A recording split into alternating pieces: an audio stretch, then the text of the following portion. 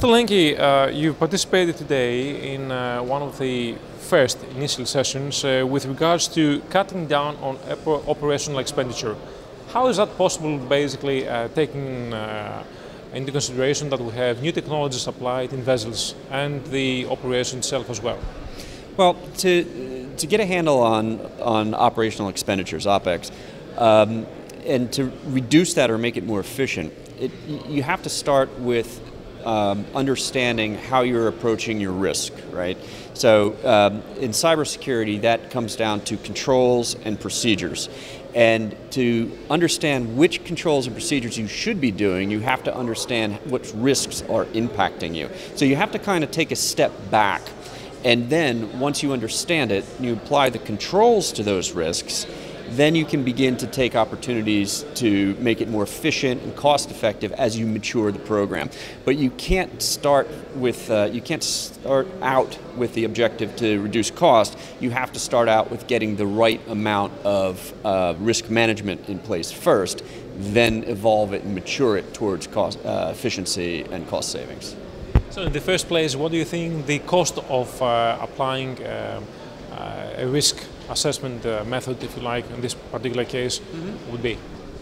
Well, you know, that it's going to depend on the size of the organization, and again, it's multidimensional because you have size, maturity, value of cargo, all these things factor in. A small operator who doesn't have a high value cargo, a small company that doesn't have a lot of employees, it's not going to cost them much because there's not many moving parts, right? If you have a high value cargo, let's say you're regulated, you have a lot of vessels, you're a bigger company, then of course it goes up exponentially because it's more complex, there's more people involved, there's more risk incurred.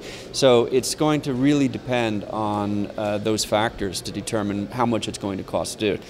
It's how long is the road, so to speak. Is it actually worth applying a risk assessment method, though, with regards to what you expect to gain from it and cut down your expenses? Yeah, that's a good question. I mean, I guess it depends on how much you're adopting the things that you incur the risk. So if you're not adopting technology, then you're not really exposed to the risks that that technology presents. But if you're rapidly adopting the technology with new vessels, and again, it goes back to the value of the cargo, the value of the vessel, the sophistication, and how cyber-enabled it is, then you would be, you're going to have to address those risks, because otherwise they're going to pop up and you're going to have costly downtime. So it's has to be, as you say, worth it, right? The risk of the downtime, the cost of that, has to justify the expenditure to prevent it. Technology may sometimes actually provide you with gains, but it comes with risks, as you've suggested. So essentially, what could be the use of cybersecurity in cutting down your expenses, as well as basically focusing on what is called as security, whether this is cybersecurity or whether this is operational security?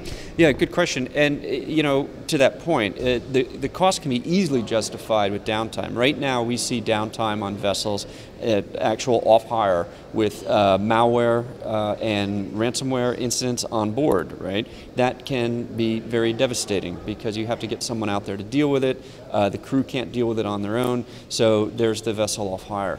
One incident like that can cost tens of thousands of dollars, right? Versus a cybersecurity program in place that would prevent that. So you could make that back, if a small operator could easily justify that, could make that back on one prevented loss, right? So in those cases, it's really easy to justify. So cybersecurity, does it need to be custom and tailor-made to every single company, or could it come into a package which could be just adopted and used everywhere? All the parts are out there. Like, most people or operators are going to be, like, say, 80 to 90 percentile the same. Their operations are going to have little unique pieces that have to be quantified, of course. But you don't have to reinvent the wheel. There are frameworks out there. There's control inventories. I like to go to the NIST to recommend that one because it's free and it's very, very comprehensive. So the NIST 800-53 control inventory, all the possible controls. It even gives you a kind of a game plan for where you should be in maturity, whether you're just starting or you're maturing. And also they provide a management framework called called the cybersecurity framework. Again, these are freely available to use. You don't have to reinvent the wheel to do this. Finally, just a comment on the Capital Link event. Oh, it's wonderful. Yeah, the Capital Link event has been a real pleasure. It's an honor to be here. Yeah, everybody seems to have a good time. It's well attended. Would highly recommend it.